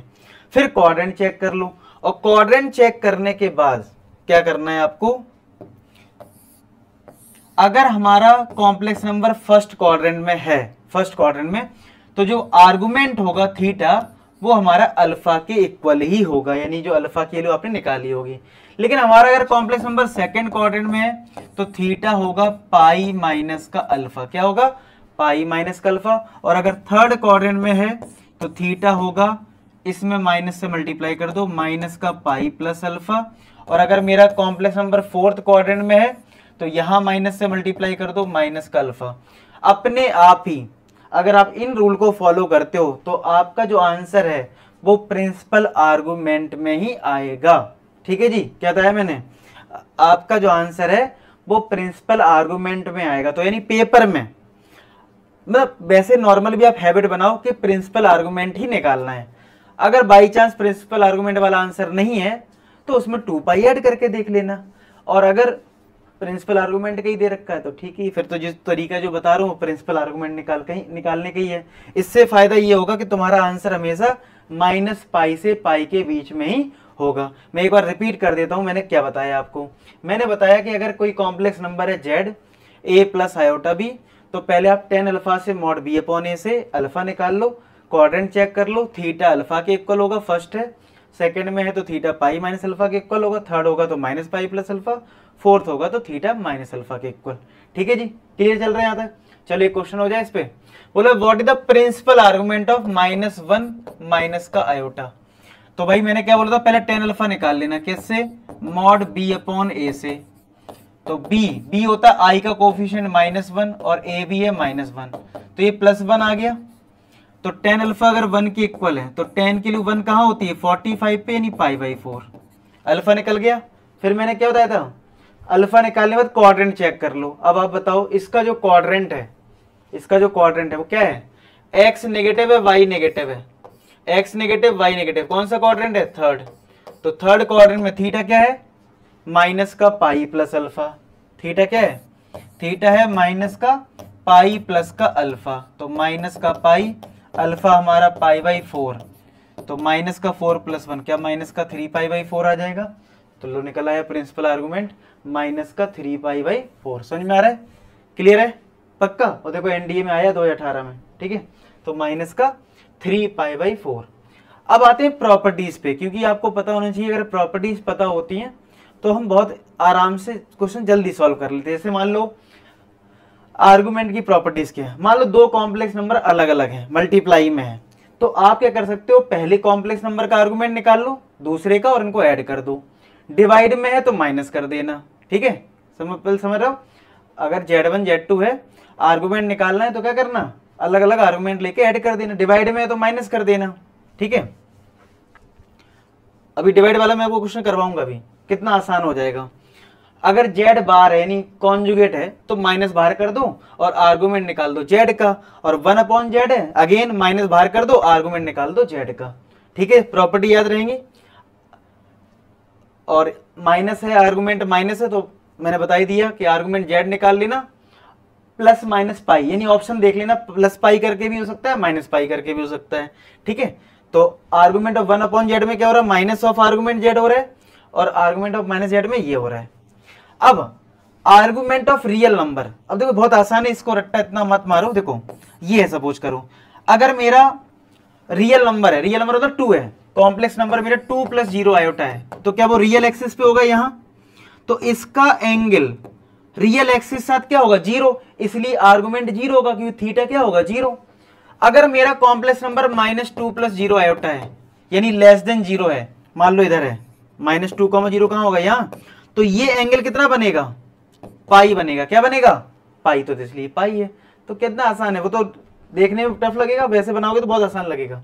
अब जैसे देखो अगर मेरा कोई कॉम्प्लेक्स नंबर प्योरली इमेजिनरी है, मान लो 2 आयोटा है, तो वो कहां होगा, इमेजिनरी एक्सिस इधर होगा 2 आयोटा, यानी ये क्या है 0,2, मतलब रियल पार्ट 0, इमेजिनरी पार्ट 2, तो 0,2 इधर होगा। तो इसका एंगल जो है रियल एक्सिस कितना है, π/2, देखो π/2 लिखा है। अगर यहीं पे मेरा कॉम्प्लेक्स नंबर माइनस का 2 आयोटा हो गया, तो हमारा नीचे आ जाएगा इधर 0,-2, तो इसका रियल एक्सिस साथ एंगल क्या हो जाएगा, नेगेटिव, माइनस का π/2, इसलिए माइनस π/2 है, क्योंकि क्लॉकवाइज डायरेक्शन हो जाएगा, तो क्लॉकवाइज में एंगल क्या होता है, माइनस का होता है। तो ये जो आपको बुक में कहीं देखने को मिलते हैं तो बहुत आसान होते हैं, अगर आप उनको रिलेट कर लो। अब जरा एक क्वेश्चन हो जाए प्रॉपर्टीज पे बेसिस पे, ठीक है। तो अगर मैं आपसे बोलूं इसका आर्गुमेंट निकाल लो, तो एक तरीका तो ये हुआ कि आप इसको रैशनलाइज करो, यानी इसके अपोजिट साइन से मल्टीप्लाई डिवाइड करके सिंप्लीफाई करो, फिर एक कॉम्प्लेक्स नंबर आ जाएगा और आप आराम से उसका आर्गुमेंट निकाल लेना। लेकिन अब हमने प्रॉपर्टीज पढ़ ली है ना, कि अगर मुझे आर्गुमेंट निकालना है 1 + i√3 अपॉन 1 - i√3, यानी दो कॉम्प्लेक्स नंबर डिवाइड में है, तो दो कॉम्प्लेक्स नंबर डिवाइड की हमने कौन सी प्रॉपर्टी पढ़ी है, ये है डिवाइड में दो कॉम्प्लेक्स नंबर, तो क्या होता है, पहले का आर्गुमेंट निकाल लो, बीच में माइनस, दूसरे का आर्गुमेंट निकाल लो। तो देर प्रॉपर्टी से कितना आसान हो सकता है। तो यानी हमें इसका आर्गुमेंट निकाल लेना है, आर्गुमेंट किसका निकाल लेना है, 1 + i√3 का, बीच में माइनस, और हमें किसका आर्गुमेंट निकाल लेना है, 1 - का i√3, यानी दो पार्ट में क्वेश्चन सॉल्व करना है। अब देखो कैसे सिखाया था इसका आर्गुमेंट निकालना। अब देखो ये रफ वर्क में कर लेते हैं, हम टेन अल्फा निकालेंगे, मॉड बी अपॉन ए यानी √3/1, तो √3 वैल्यू कहाँ होती है 60 डिग्री यानी π/3, तो अल्फा हो गया π/3। इसका क्वाड्रेंट क्या है, एक्स भी पॉजिटिव है वाई भी पॉजिटिव है, यानी फर्स्ट क्वाड्रेंट, फर्स्ट में थीटा और अल्फा सेम होता है, तो भैया इस वाले का तो आर्गुमेंट आया π/3, बीच में माइनस, ठीक है। अब इसका आर्गुमेंट निकालते हैं, अगेन इसमें भी टेन अल्फा लगाएंगे, मॉड बी अपॉन ए, बी माइनस का √3 है, ए 1 है लेकिन √3 आएगा, तो यहां पे भी अल्फा कितना आएगा π/3। लेकिन यहाँ पे क्वाड्रेंट कौन सा है, कौन सा क्वाड्रेंट है इसमें, एक्स पॉजिटिव है, एक्स पॉजिटिव है और वाई का टर्म क्या है नेगेटिव, यानी फोर्थ क्वाड्रेंट, फोर्थ में थीटा क्या था माइनस अल्फा, तो थीटा हो जाएगा माइनस का अल्फा यानी माइनस का π/3, तो इसका जो आर्गुमेंट आया माइनस का π/3 आया, माइनस माइनस प्लस हो जाएगा, तो क्या आंसर 2π/3 आ गया। देख रहे हो प्रॉपर्टीज यूज करके, यानी आपको आर्गुमेंट प्रिंसिपल आर्गुमेंट ही निकालना है, हाँ आंसर मैच ना करे तो एक अलग बात है, तो आप 2π ऐड कर सकते हो, लेकिन आप प्रिंसिपल आर्गुमेंट पे ही फोकस करेंगे, ठीक है जी। और देखो ये 2023 में आया था एनडीए में, तो 2π/3 आ गया। और देखो यहाँ पे जो सॉल्यूशन दे रखा है उसमें प्रॉपर्टी यूज नहीं करा है, उसमें क्या करा, जो मैं बता रहा था आपको कि इसकी अपोजिट साइन से मल्टीप्लाई डिवाइड कर दो, सिंप्लीफाई कर दो, और ये आंसर है, उसके बाद हम आर्गुमेंट निकाल सकते हैं, आ गया आंसर 2π/3। लेकिन अगर आपको प्रॉपर्टीज पता है तो ठीक रहेगा। अब आता है पोलर फॉर्म, यानी कि कोई कॉम्प्लेक्स नंबर है उसको अगर मुझे पोलर फॉर्म में कन्वर्ट करना है तो कैसे करना है, तो पोलर फॉर्म होता है r ब्रैकेट में cos theta plus i sin theta. आपको डरने की घबराने की बिल्कुल जरूरत नहीं है कि सर ये r क्या है, r भैया सिंपल मॉडुलस ऑफ z अभी जो सीखा है, और थीटा क्या है आर्गुमेंट है जो अभी तुमने सीखा है, ठीक है, cos theta plus i sin theta, ठीक है।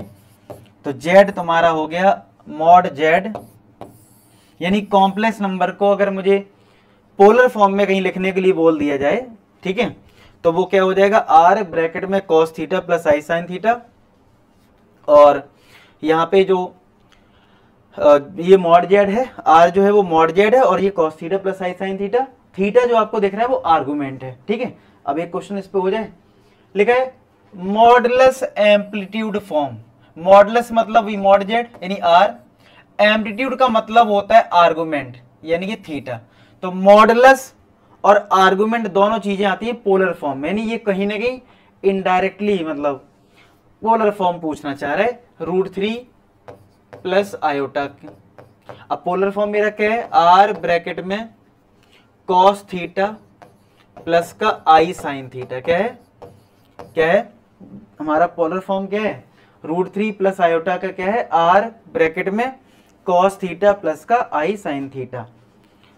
अब r क्या होता है, r तो भाई मॉडुलस है, r क्या है हमारा, r मॉडुलस है, यानी कि √a² प्लस b², तो कितना आ जाएगा √a का स्क्वायर यानी √3 का स्क्वायर, b हमारा i का कोफिशिएंट यानी 1 का स्क्वायर, 4 का स्क्वायर रूट, √3 का स्क्वायर 3, 3 प्लस 1 4, 4 का स्क्वायर रूट 2, तो ये तो 2 आ गया। अब थीटा कैसे आएगा, आर्गुमेंट, तो आर्गुमेंट का प्रोसेस क्या था मैंने, टेन अल्फा लगा लो मॉड b अपॉन a से, तो b यहाँ पे क्या है i का कोफिशिएंट यानी 1/√3, तो टेन अल्फा यानी 1/√3 आ गया, तो अल्फा के लिए क्या π/6 आएगी, π/6 आएगा ना, 30 डिग्री पे होता ना। और ये कौन सा क्वाड्रेंट है, फर्स्ट क्वाड्रेंट है, और फर्स्ट क्वाड्रेंट में थीटा और अल्फा क्या होता है सेम होता है, तो थीटा π/6 यानी cos π/6 प्लस का i sin π/6, ठीक है। तो कौन सा ऑप्शन हो गया 2 cos π/6 i sin π/6, क्या आंसर हमारा बी पार्ट हो गया। आया इसमें, पोलर फॉर्म लिखना सीख गए। चलो अब हमें एक चीज सीखनी है कि यूलर फॉर्म क्या होता है, यूलर फॉर्म, यूलर फॉर्म बहुत इंपॉर्टेंट होता है कि अगर कहीं आपको cos theta plus i sin theta मिल जाए तो आप सिंपल इसको e की पावर i थीटा लिख देना, ठीक है, इस e की पावर i थीटा। e आपने देखा होगा लॉग जब पढ़ा था तो e के बारे में मैंने बताया था कि कांस्टेंट वैल्यू 2 पॉइंट समथिंग रहती है, इतना जान लो आप, और cos theta plus i sin theta जो है वो क्या है e की पावर i थीटा है। आप कहोगे सर इसका काम कहाँ आएगा, अरे बहुत काम का है। मान लो अगर कहीं लिखा है cos π/3 ठीक है, plus i sine pi by 3। Example ले रहा हूँ मैं, ठीक है। फिर लिखा है मैंने कॉस पाई बाई 6 प्लस का आई साइन पाई बाई 6। मैंने कहा सिंप्लीफाई करो। तो अगर तुम्हें यूलर फॉर्म पता है कि cos theta plus i sine theta को मैं ई की पावर आई थीटा लिख सकता हूं, तो ये क्या बन जाएगा, ई की पावर आई थीटा कितना है, पाई बाई 3 मल्टीप्लाई ये यहाँ पे थीटा कितना है, पाई बाई 6, यानी ई की पावर आई पाई बाई 6।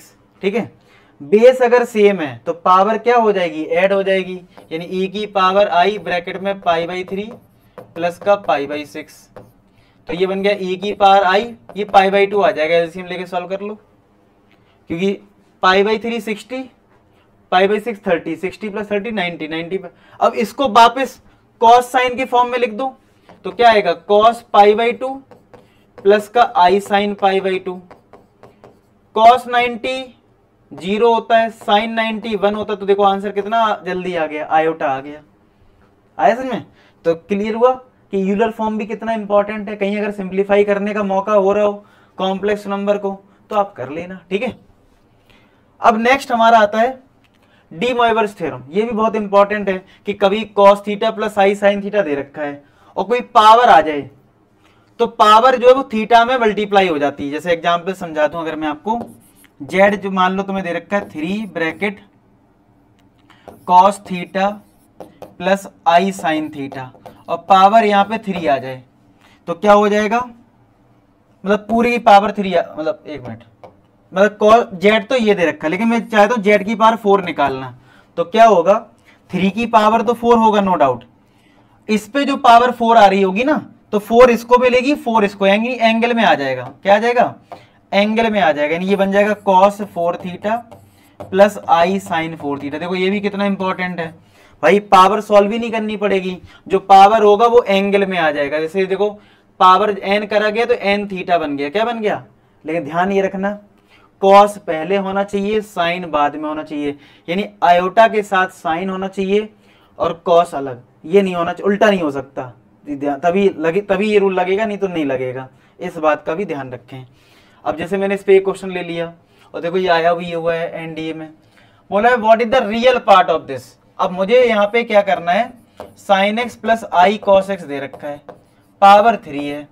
अब भैया पावर सॉल्व करने में देखो कॉस साइन है और पावर भी है, तो फिर हमें डी मोइवर्स थ्योरम याद आएगी। लेकिन डी मोइवर्स थ्योरम में क्या बताया था मैंने, कॉस प्लस आई साइन होना चाहिए, यानी कॉस पहले होना चाहिए, साइन बाद में, तब तो पावर जो है वो एंगल में डिस्ट्रीब्यूट हो जाती है। लेकिन यहाँ ऐसा नहीं है, तो हम दिमाग लगा लेते हैं कि कॉस इधर लाना है, साइन इधर लाना है। देखो प्रोसेस तो लगानी पड़ेगी ना भाई, नहीं तो फिर क्या है, अगर तुम डी मोइवर्स थ्योरम नहीं लगाओगे तो क्या करोगे, ए प्लस बी का होल क्यूब कर लो, क्या दिक्कत है भाई, ए प्लस बी के होल क्यूब से भी आंसर आ जाएगा, ऐसी कोई दिक्कत नहीं है। आप ए प्लस बी का होल क्यूब लगा दो तब भी आपको आंसर मिल जाएगा। बात समझ में आ रही है? तो आप ए प्लस बी का होल क्यूब भी कर सकते हो, कोई परेशानी वाली बात नहीं है। ठीक है, क्लियर चल रहा है यहाँ तक? ओके, अब अगर यहाँ तक आपको क्लियर है, अच्छे से सारी बातें अगर आपको समझ में आ रही हैं, तो क्या होगा, तो एक तो ए प्लस बी के होल क्यूब से कर सकते हो, लेकिन मैं क्या कर रहा हूँ, डी मोइवर्स थ्योरम लगाना चाहता हूँ। लेकिन डी मोइवर्स थ्योरम तभी लगेगा जब यहाँ पे कॉस होगा और आई के साथ साइन होगा। तो मैं एक काम कर लेता हूँ, क्या मैं साइन को कॉस 90 माइनस थीटा लिख सकता हूँ? अरे सर आप कहोगे हाँ सर लिख सकते हैं। क्या मैं कॉस को साइन 90 माइनस थीटा लिख सकता हूँ? अरे आप कहोगे हाँ सर लिख सकते हैं, क्यों नहीं लिख सकते, बिल्कुल लिख सकते हैं, लिख दिया। अब तो बन गया ना कॉस और साइन, और एंगल दोनों सेम ही है। अच्छा एंगल सेम भी होने चाहिए, अलग नहीं होने चाहिए, नहीं तो नहीं लग पाएगा।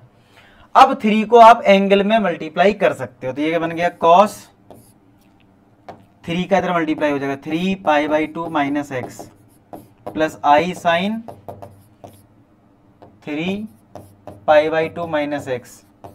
3 को अंदर भेजो तो कॉस 3 पाई बाई 2 माइनस का 3x, i sine 3 pi by 2 minus का 3x।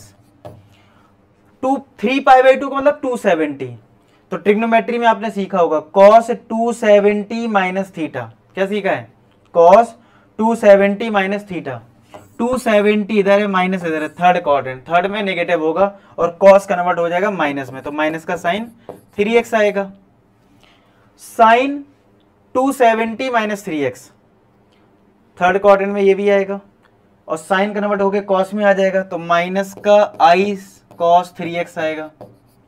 हमसे पूछा था रियल पार्ट, तो भैया रियल पार्ट तो माइनस का साइन 3x हो गया ना, ये तो आयोटा है यानी इमेजिनरी पार्ट है, तो माइनस का साइन 3 जल्दी निकल आया। अगर आप होल क्यूब करते, जो जनरली आपको बुक में सॉल्यूशन में दिखा रहता है a प्लस बी का होल क्यूब लगाया, देखो इतना सारा करना पड़ गया। तो ये ट्रिक है तुम्हारी डी मोइरस थ्योरम की, ठीक है। अब भाई इनइक्वालिटी, ठीक है, जो कि हमारा लास्ट टॉपिक रहने वाला है कॉम्प्लेक्स नंबर में, ठीक है। तो भाई लास्ट टॉपिक क्या है हमारा, इनइक्वालिटी इन कॉम्प्लेक्स नंबर। कैसे, अगर दो कॉम्प्लेक्स नंबर प्लस में है या माइनस में है और कंबाइंड फॉर्म में है, तो इनका जो मॉडुलस होता है वो लेस देन इक्वल टू होता है separate mod z1 mod z2 के, लेकिन ये वैल्यू बड़ी होती है सेपरेट माइनस के, मतलब mod z1 minus mod z2 के। और यहाँ पे इसका भी मैग्नीट्यूड लेते हैं, क्योंकि हमें पता नहीं कौन सी वैल्यू बड़ी है, तो इसका भी मैग्नीट्यूड ले लेते हैं अगर कहीं स्पेशल कंडीशन है। नहीं तो आप ध्यान रखो डिफरेंस लेना है, मेनली क्या है डिफरेंस। इस लाइन से कंफ्यूज मत हो जाना, क्वेश्चन में इसका बहुत ज्यादा यूज नहीं हो पाता है, ठीक है। क्या बताया मैंने, फिर से मैं लिखता हूँ, दोबारा लिखूंगा तो समझ में आएगा। दो कॉम्प्लेक्स नंबर का सम या फिर डिफरेंस भी कंबाइंड फॉर्म में अगर है, तो अगर आप सेपरेट करोगे और सेपरेट में सम करोगे तो ये वैल्यू इससे कम आएगी, और अगर डिफरेंस करोगे तो डिफरेंस से ये वैल्यू ज्यादा आएगी, ठीक है। और इधर मैग्नीट्यूड है, क्योंकि दोनों में पता नहीं कौन सी वैल्यू बड़ी है, तो मैग्नीट्यूड ले लेना है, प्लस मतलब लेना है, ठीक है। समझ में आ गई बात। अब देखो कैसे यूज करोगे इस टाइप के क्वेश्चंस में। ये बोला है z प्लस 4 की वैल्यू 3 से कम है या 3 के बराबर है, मैक्सिमम वैल्यू बतानी है मॉड z प्लस 1 की। अब अगर तुम्हें मॉड z प्लस 1 निकालना है तो क्या करो, कोशिश करो इस फॉर्मेट में कन्वर्ट करने का।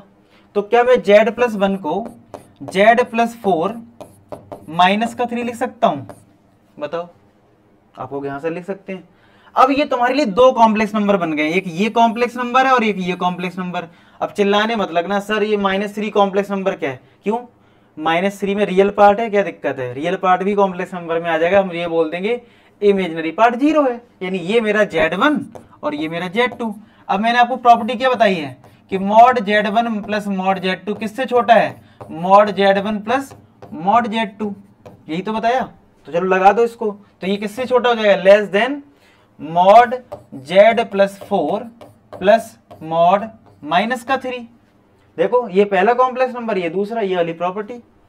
इसकी वैल्यू 3 के इक्वल है और मॉड -3 3 होता है, और 4 - 3 वापस इसको 1 कर दो, ठीक है। तो मॉड z प्लस 1 क्या हो गया, लेस देन 6। तो मैक्सिमम वैल्यू पूछ रहा है, तो मैक्सिमम वैल्यू कितनी हो जाएगी, 6। अब आप ये चिल्ला सकते हो कि सर इसकी वैल्यू आपने 3 क्यों ली, क्योंकि यहां तो 3 या 3 से कम था। देखो हमें निकालना था मैक्सिमम वैल्यू, जब ये वैल्यू 3 या 3 से कम है तो हमने इसकी मैक्सिमम वैल्यू ले ली 3, जिससे हमें इसकी मैक्सिमम वैल्यू मिल जाए, ठीक है। समझ रहे बात को, इसकी जब मैक्सिमम वैल्यू लोगे तभी तो इसकी मैक्सिमम वैल्यू मिलेगी। क्यों, ये वैल्यू 6 या 6 से कम है, अगर मैं इसकी वैल्यू 3 से कम लेता तो फिर ये कम आता रिजल्ट, तो फिर मैक्सिमम वैल्यू नहीं मिल पाती ना, इसलिए। तो यहाँ पे हमें आंसर मिल गया 6। क्लियर हुआ। इस प्रॉपर्टी का बहुत अच्छा एग्जाम्पल है और एनडीए में भी आया हुआ है। एक और क्वेश्चन कर लेते हैं और ये लास्ट है। यहाँ पे देखो दो कॉम्प्लेक्स नंबर का डिफरेंस है और मैक्सिमम वैल्यू बता रहा है मॉड z की, बताओ। तो देखो अभी मैंने आपको प्रॉपर्टी बताई थी कि mod z minus mod z2, दो कॉम्प्लेक्स नंबर का सम या डिफरेंस, ये वैल्यू अलग अलग करोगे इसके सम के बराबर होती है या कम होती है, और बड़ा किससे होता है, इनके डिफरेंस से।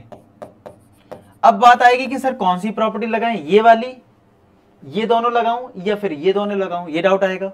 कोई बात नहीं, पहले एक काम करते हैं, ये तो लिख लेते हैं कंबाइंड वाला, z माइनस का 4/z। हमें नहीं समझ में आ रहा अभी कौन सा लगाऊं, तो लिख लेता हूं, less than equal to, separate लेना है तो z का मॉड माइनस z2, ये है 4/z का मॉड, ठीक है। यहां पे क्या आएगा, मॉड z प्लस का 4/मॉड z, इस तरीके से, ठीक है, ये आएगा। अब आप बताओ इसकी वैल्यू तो देखो 2 है, यहां तो 2 रख दो। अच्छा मॉड अलग अलग हो जाता है, यानी 4 अलग हो जाएगा, मॉड जेड हो गया, यहां पे भी ऐसे ही कर दिया। अब आप बताओ आपको अगर maximum value of mod Z बताना है तो आपको ये वाला केस लेना पड़ेगा ना। अगर मैं आपसे कहूं x ग्रेटर देन 2 है और मैं बोलूं x लेस देन 2 है और मैं कहूं मैक्सिमम वैल्यू बताओ x की, मैक्सिमम वैल्यू ऑफ x बताओ, आप कौन सा केस लोगे? इसमें तो x की वैल्यू 2 से बड़ी है, 2 से ज्यादा मिलेगी, तो हमें मैक्सिमम वैल्यू नहीं मिल पाएगी इस वाले केस में। लेकिन जब x लेस देन 2 है तो 2 से कम हो रहा है या फिर 2 के इक्वल है, तो मैं कह सकता हूं कि मैक्सिमम वैल्यू इसमें 2 है। तो अगर आपसे मैक्सिमम वैल्यू मॉड जेड की पूछ रहे हैं तो आप ये वाला केस लो, इस वाले से आपको रिजल्ट नहीं मिलेगा, ठीक है, क्योंकि यहाँ पे लेस देन लगा है। बात समझ में आ गई? तो मैंने कहा ना अगर कभी कंफ्यूजन हो जाए तो आप पूरा लिख दो, बाद में खुद ही क्लियर हो जाएगा। अब इसको सॉल्व कर लो। तो भाई अच्छा जैसे मैंने कहा कि इसकी मैक्सिमम वैल्यू बताओ, तो आप तो सीधा x इक्वल टू 2 बोलोगे ना, ये लेस देन तो हटा दोगे ना। तो यहां पे भी मैंने इसको इस रिजल्ट को 2 के इक्वल ले लिया, यानी मॉड जेड माइनस का 4 अपॉन मॉड जेड किसके इक्वल ले लिया? 2 के। अब बस यहां से मॉड जेड सॉल्व कर लेते हैं, जब करते हैं सॉल्व। तो मॉड जेड एलसीएम आया, तो ये मॉड जेड स्क्वायर माइनस का 4 इक्वल टू 2, तो ये हो गया मॉड जेड स्क्वायर, ये 2 जेड आएगा, 2 इधर चला जाएगा, 2 मॉड जेड माइनस का 4 इक्वल टू 0। कॉटेक फॉर्मूला लगा दो, minus B plus minus B का स्क्वायर माइनस 4a, सी यहाँ पे माइनस 4 है अपॉन 2a, तो मॉड जेड हो जाएगा 2 प्लस माइनस, ये प्लस का 16, 16 प्लस 4 20, 20 होता है 2√5 अपॉन 2, तो 2 से डिवाइड कर दो तो मॉड जेड क्या आ जाएगा? 1 प्लस माइनस का √5। तो मॉड जेड की दो वैल्यू आ जाएंगी, एक आएगी 1 प्लस √5, एक आएगा 1 माइनस का √5। बताओ कौन सा आंसर होगा? अब ये मॉड है, मॉड मतलब मैग्नीट्यूड यानी वैल्यू पॉजिटिव होगी, लेकिन ये नेगेटिव आ जाएगा, √5 होता है 2 पॉइंट समथिंग, तो ये नेगेटिव आ जाएगा, ये रिजेक्ट हो जाएगा, हमारा आंसर आ जाएगा 1 प्लस √5 यानी कि बी ऑप्शन। ठीक है, क्या आएगा इसका आंसर? 1 प्लस √5। ठीक है, 1 प्लस √5। तो भाई फाइनली आज हमने कॉम्प्लेक्स नंबर कंप्लीट कर लिया। उम्मीद है आपको लेक्चर अच्छा लगा हो। अब आप PYQ करने बैठोगे, मजा आ जाएगा। ठीक है, और वीडियो का फीडबैक जो है कमेंट सेक्शन जरूर बताना। रात में आपके लिए बड़ी मेहनत से बनाया है वीडियो। मिलते हैं नेक्स्ट वीडियो, तो अपना ख्याल रखना, पढ़ाई करते रहो। लास्ट में एक ही बात बोलूँगा कि आप सभी सफल हो। धन्यवाद।